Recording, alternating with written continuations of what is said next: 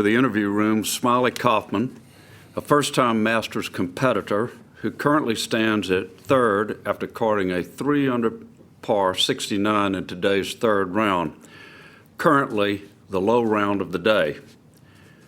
He started the tournament with a 1/73 in the first round and had an even par 72 in yesterday's second round.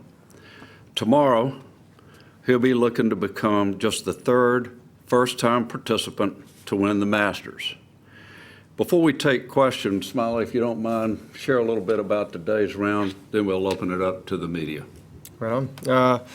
Obviously, today was a good day. I think our game plan the last couple days kind of carried into today. I knew I was going to play extremely difficult today, and I just went out and tried to stay as committed as possible to all of my golf shots. I knew it was going to be a day of patience, and I think Aaron, my caddy, did a great job of continually reminding me to stay patient, and that birdie putts were good out here today. And I had a lot of tap-in pars, just easy pars. It was kind of most of the holes was pretty stress-free.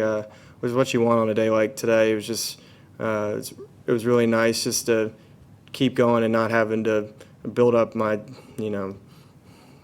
patience level where I was gonna get upset about things. But yeah, overall, really excited about today, and look forward to tomorrow.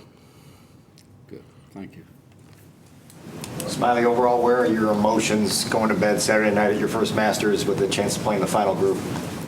Oh yeah, it's gonna be different. Obviously, this being my I played the U.S. Open at Pinehurst, but I was a completely different golfer than I am now. I'm gonna hang out with my buddies and friends and family that been doing the same thing we're doing all week, just hanging out and just try to keep it pretty casual, and hopefully I sleep good. Smylie, is there any part of you that surprised you're in this position in your first Masters, and I'll have a follow-up on that? Not really. The golf course plays really hard. I tend to play well on hard golf courses. I'm driving the ball really well right now, and if I'm going to get on the greens just as much as everybody else, I think that I'll have a pretty good opportunity to be in contention, which doesn't surprise me. And then just as a follow-up, how do you kind of get over the jitters, just being in this position, your first Masters, second place at the moment? Yeah.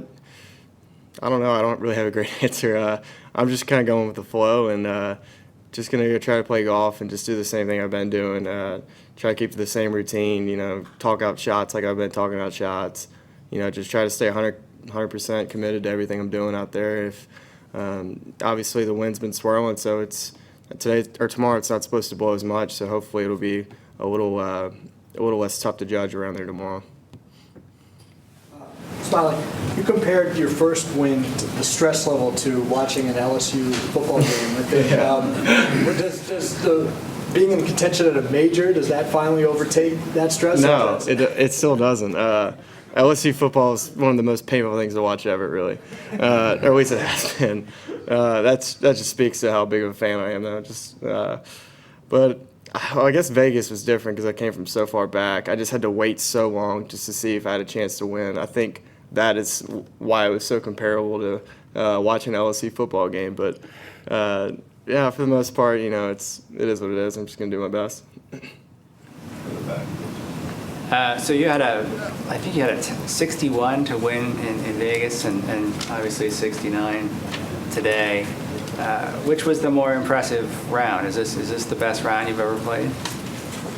No, 61 easily was better than today. Today I just kind of plodded along and made a bunch of pars and made birdies on holes that had really good opportunities to make birdies on. The wind was supposed to blow harder, I felt like, today, and it wasn't as hard as I anticipated. It was right at the beginning, but there was points in the day where it kind of laid down a little bit. So I don't know if the guys this morning had it tougher than we did. I think they might have. I think there were some opportunities to make some birdies out there, and I was just putting my ball in the right position to do so today, I believe.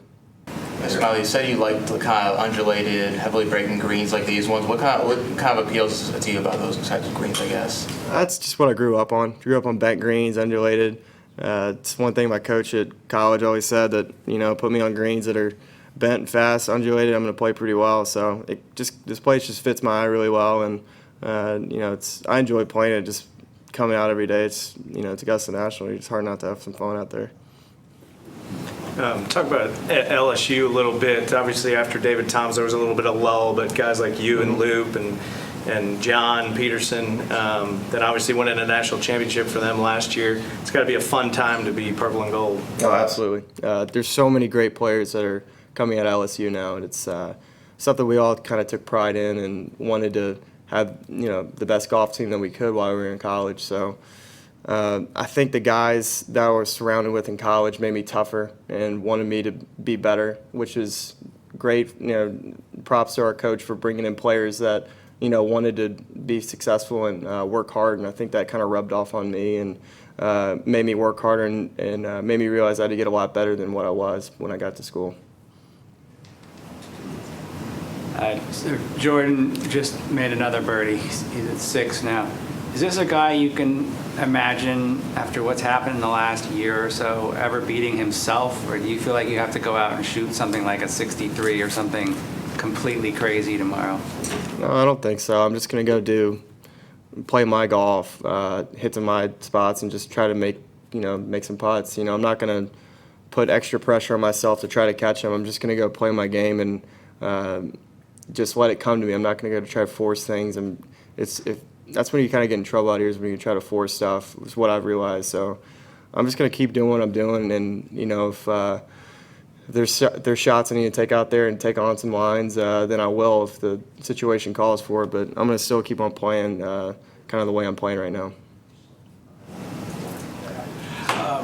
You said earlier in the week, staying away from the big numbers is important. 11, you faced a situation where you could have made a 6 or worse. Yeah. Talk about what you did there to avoid it. And the putt on 16, was that one of the tougher putts you've made this week for birdie?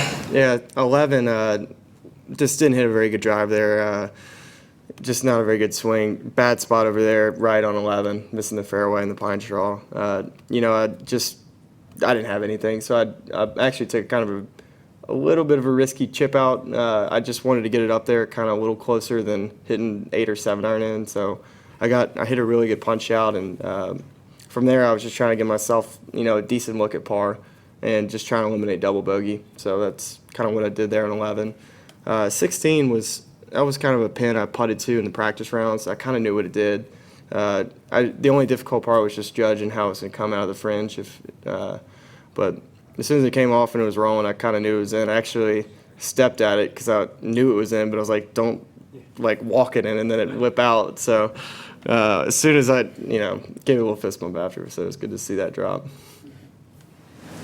Your parents said you've had pretty much every meal over there at the house where they're staying. Is that the plan tonight, too? Yeah, that's the plan. Don't know what we're eating, so I guess we'll find out soon, but that's the plan right now. And secondly, it seems like back in, I think it was 2007, you had a chance to come here with Hall Thompson and had to stay. Couldn't miss school. Right. Does this kind of make up? I think I was a 7th grader. I was on the high school team, and actually I don't know how old I was, but anyways, we've been playing too much high school golf, and I was missing too much school. And for some reason, I'm the scholar that I am, wanted to stay in school instead of coming here to Augusta that Monday. That was me being sarcastic about my scholar, but it was. I didn't go for some reason, and now I'm catching crap for it now. 2 things. What's your experience with Jordan against each other, amateur-wise? And did you come here as a kid to this event before? I have come here before. Earliest memory? Well, the earliest memory, we actually look back at I brought one of those disposable Kodak cameras that zoom in they don't zoom. So all my photos are terrible and not good at all. And so that's my earliest memory of Augusta. I remember it just being so green and so cool, and I always wanted to come here and play. So my dream was just to play here, and then now that I won Vegas and got in, I was like, okay, this is the real thing. Let's see what happens. And then Jordan, your experience playing against him in junior? He's probably 1,000 and 0. He's always beaten me. So, but granted, he was so much better than I was as a junior and amateur. I was kind of a late bloomer in that regard. Just kind of kept on getting better. as soon as I kind of realized my potential, I really started to improve and just kind of absorbed information as I went and just kind of stuck to a plan and just stayed committed to it and worked really hard at that plan. Hey, so you've been driving it very well this week. Did you feel good about your driver coming into this week, or did you make changes? Or Coming into the week, about the driver, I think I was hitting it decent with the driver. When I got here, though, Tony, my swing coach, and we kind of found something with the driver. Just tempo feels pretty good. I feel like I can really go after it if the transition's the right way. So, the swing feels pretty good, and I feel like I can pull off a lot of different golf shots with the wind. So it was, so far, so good. Smylie, does it help to be in maybe a little bit of denial about how big this is? I mean, you try to treat it like a regular tournament and all that stuff. That's kind of what I've done all week, just treat it like a regular tournament. I feel really comfortable out there. The golf course just fits my eye nice, and we'll see. I'm not trying to overlook the situation. I know what's going on. I know it's the Masters. I know how important it is, but I'm just gonna go out there and just do my best. I think that's all I can do tomorrow, and just not try to force it and just try to have some fun. Good deal. Two more questions. You said it was a dream of yours to come here. The last 6 months, winning your first PGA Tour title, now in contention for the Masters. Does that feel like a dream, or does it feel real? No, it definitely feels real. That was the goal coming the week, was just getting contention. And now that I'm here, there's a lot of work left to do, kind of readjust the goals a little bit, and then going to go try to win tomorrow. Final question. Looks like you've got about 10 or 12 family and friends in back there. How many people at all do you have here this week, you think? I think people are coming in and out, but at least 20 to 30 a day that are kind of rotating in and out.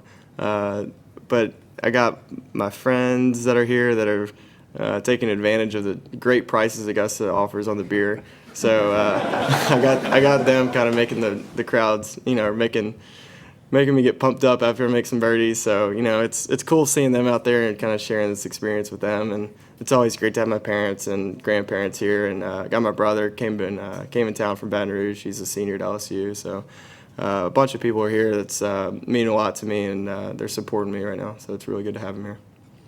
Smylie, congratulations on a great round. Thank All you. the best to you tomorrow. Thank you very much. Thank you Appreciate for it. being with us. Thanks.